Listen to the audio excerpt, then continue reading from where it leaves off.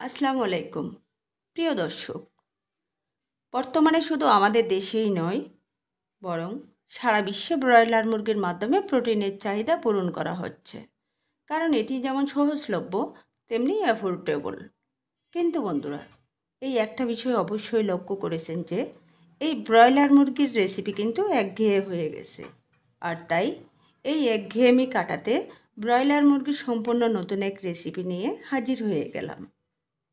এই ইউনিক এবং অসাধারণ রেসিপিটির ভিডিওটা না টেনে পুরোপুরি দেখুন আর উপভোগ করুন ব্রয়লার মুরগির রেসিপির ইনোভেটিভ ডাইমেনশন।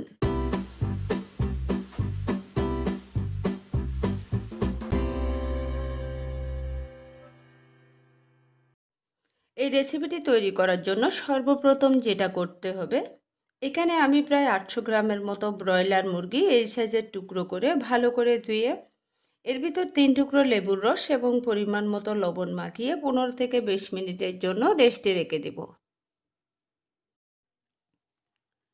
কড়াইতে তেল গরম করে এখন আমি মাংসগুলো ভেজে নিচ্ছি।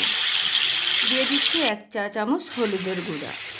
কিছুক্ষণ পরপর মাংসগুলো এপিট ওপিট করে উল্টে দেব, যাতে করে মাংসগুলো সব জায়গায় সমানভাবে ভাজা হয়।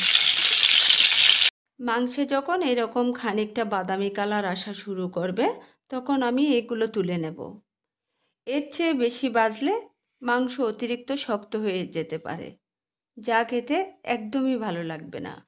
তেল গরম করে এর ভিতর 1 টেবিল চামচ পেঁয়াজ বাটা, 1 টেবিল চামচ রসুন আদা বাটা এবং 1 টেবিল চামচ জিরা বাটা দিয়ে খুব ভালো করে মিশিয়ে নিচ্ছি। দিয়ে দিচ্ছি 2 টুকরো দারুচিনি, 3 থেকে 4টি এলাচ এবং 10 থেকে 12টি গোলমরিচ। হাফ চা চামচ হলুদের গুঁড়া এবং 1 টেবিল চামচ মরিচের গুঁড়া দিয়ে খুব ভালো করে মিশিয়ে নিচ্ছি। দিচ্ছি পরিমাণ মতো লবণ। আর দিচ্ছি 2 থেকে 3টি তেজপাতা, 1 টুকরা জয়ত্রী এবং 1টি কালো এলাচ দিয়ে আবারও ভালো করে মিশিয়ে নিচ্ছি। এখন এর ভেতর হাফ কাপ গরম পানি দিয়ে মশলাটা কষিয়ে নিচ্ছি। দেখুন বন্ধুরা, মশলার তেলগুলো উপরে উঠে আসছে। এর মধ্যে এখন দিয়ে দিচ্ছি 1 চা চামচ বিরিয়ানির মশলা। বিরিয়ানির মশলাটা দিয়ে খুব ভালো করে মিশিয়ে নিচ্ছি। দেখুন, তেল পুরোপুরি উপরে উঠে এসেছে। দিচ্ছি 1 টেবিল চামচ সয়া সস, 1 টেবিল চামচ টমেটো সস। এগুলো দিয়ে আমি আবারও ভালো করে নেড়েচেড়ে মিশিয়ে নিচ্ছি। ভাজা মাংসগুলো ঢেলে দিয়ে সমস্ত মশলার সাথে খুব ভালো করে মিশিয়ে নিচ্ছি। এই রান্নাটা যদি লো আঁচে ধৈর্য সহকারে করতে পারেন, তাহলে বেশি ভালো হবে। এ পর্যায়ে হাফ কাপ গরম পানি দিয়ে নেড়েচেড়ে 5 থেকে 6 মিনিট কুক করে নেব।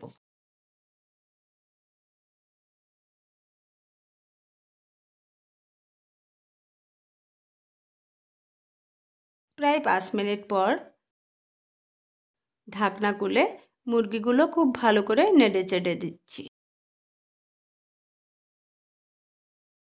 এখন এর ভিতর দিচ্ছি 5 থেকে 6টি কাঁচামরিচ, 8 থেকে 10টি কিশমিশ এবং প্রায় 1 চা চামচ চিনি।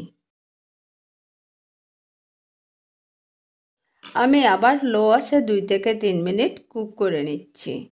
প্রায় 3 মিনিট পর দেখুন বন্ধুরা, মাংসের কালার আর মশলার কালার।